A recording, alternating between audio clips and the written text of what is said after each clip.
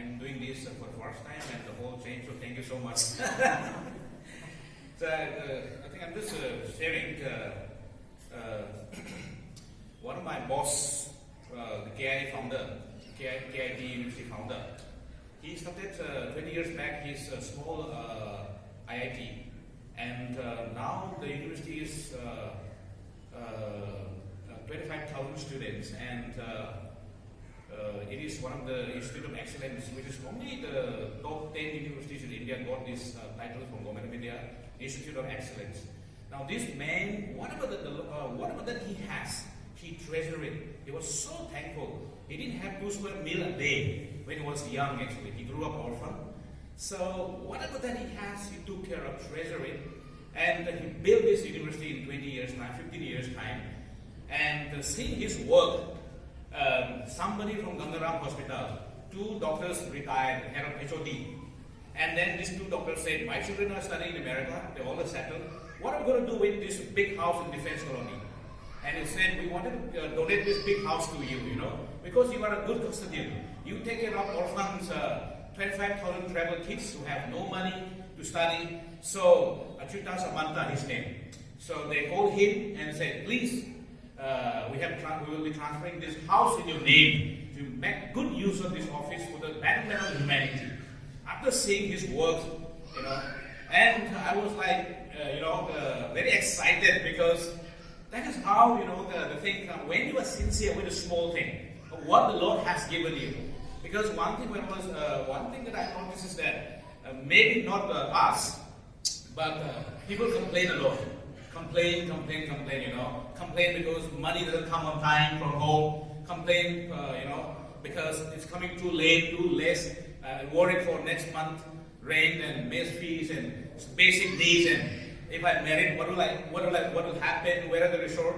Complain and all this thing, So that is what normally what happens is what I know is that praising God. A heart of gratitude attracts God and His presence.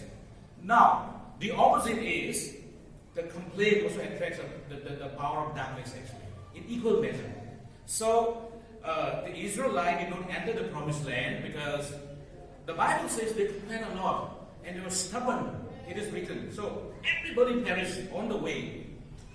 And sometimes we take complaint very lightly actually. So, it's a very serious offense before God to complain and not to be happy. If you have nothing at all, just a cloth and kind of just thing, and still you have the reason to praise for the marvelous work the Lord has done for all of us actually. And He is faithful. When He says that He will do that thing. But there is something called waiting. In Psalm chapter 37, beautiful chapters you go through, in that He said, wait on the Lord 3 times, David repeat, because He understands better than anyone else. And waiting is what we are not used to actually. Waiting is what we don't like at all actually. So the Lord is saying that I'll bless you. In Genesis chapter 39, if you see, in Genesis chapter 39, Joseph was standing naked in the slave market because the slave was sold naked, in the Egyptian market to see if he's really physically fit. And the same verse is saying that Joseph was a very prosperous man. And he was a very prosperous man because the Lord is with him. The prosperity, the biblical concept of prosperity is riches and good health and peace and, success, and that's everything actually.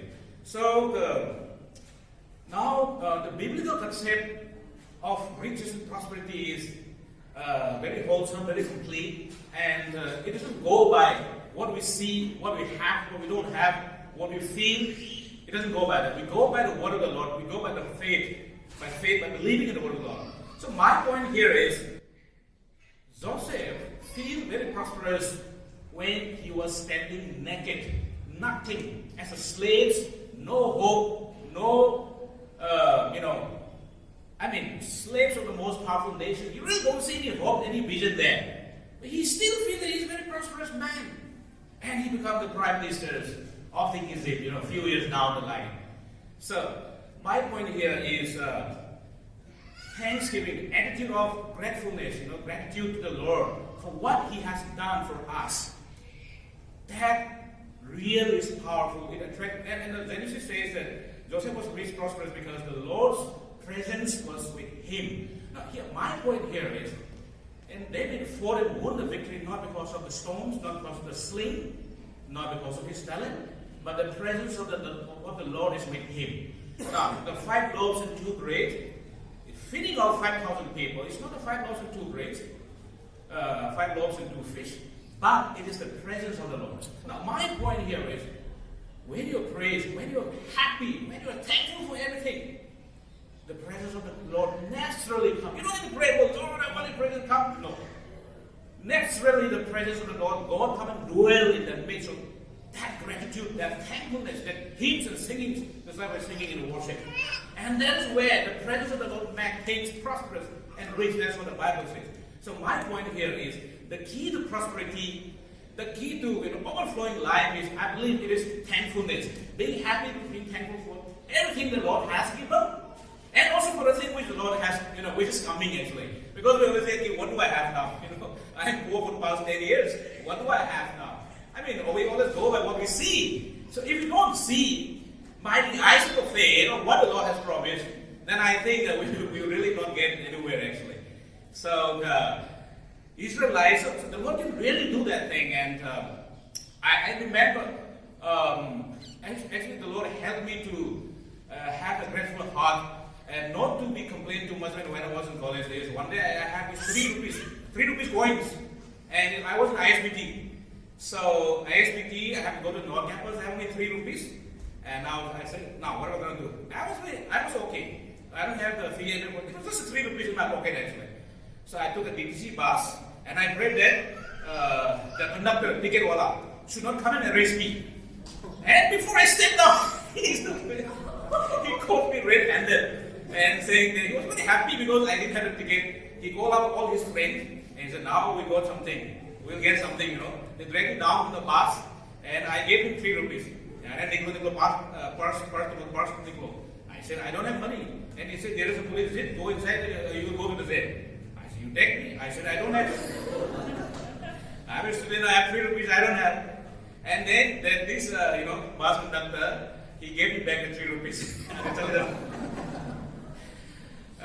I think one day I was sitting in the table on my room.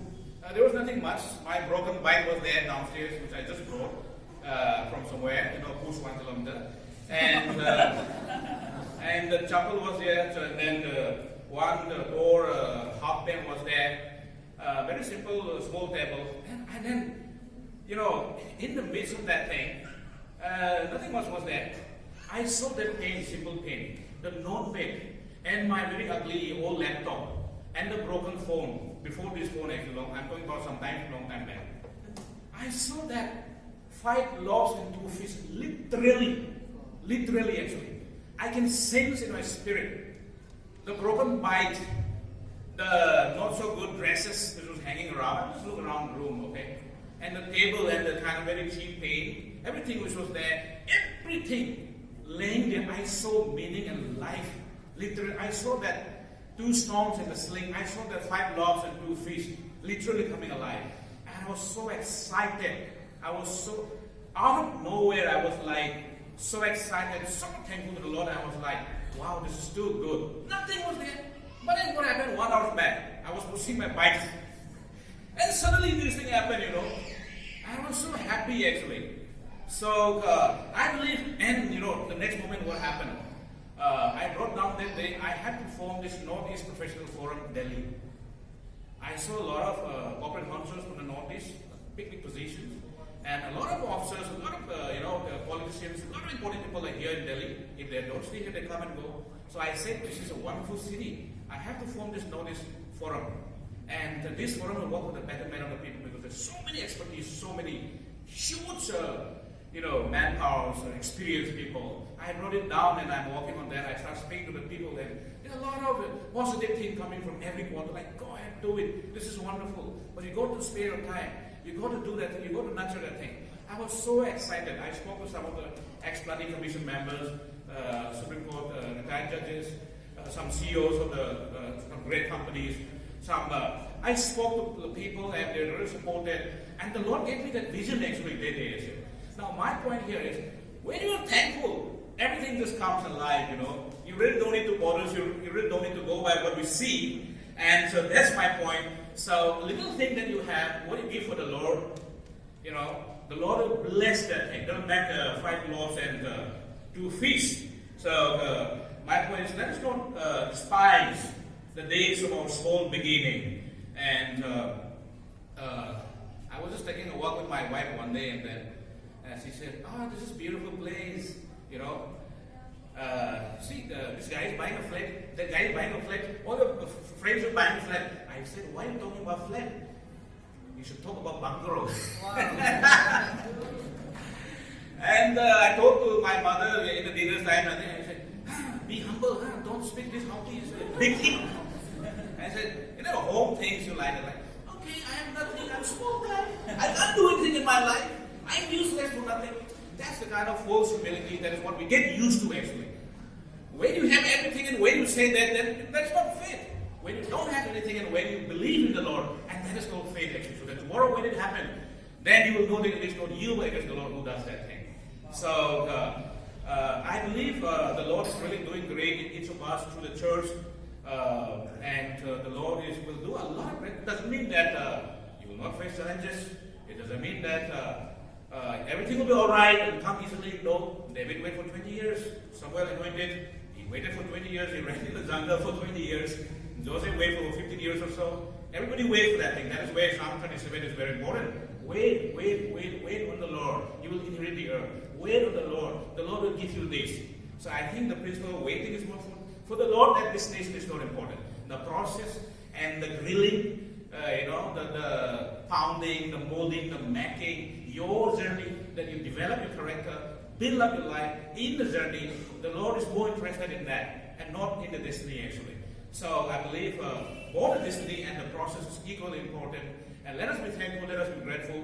A little that we have, which we give to the Lord will really make it rich. And let us declare that, this is the Lord given. Because, sometimes we bury it with seed. We wanted to dig out the seed. Hey, is it growing? It is growing, Let it bury. Let it bury sometimes, okay? Don't be too hurry saying that, okay, keep digging out and it will not grow actually. Because the best thing God worked, the best in the darkness. When Christ was in the darkness, the Lord worked wonders, right? So let us not be worried. So let us thank God. I'll just speak over, okay? Thank you, Father, for this beautiful day. Thank you for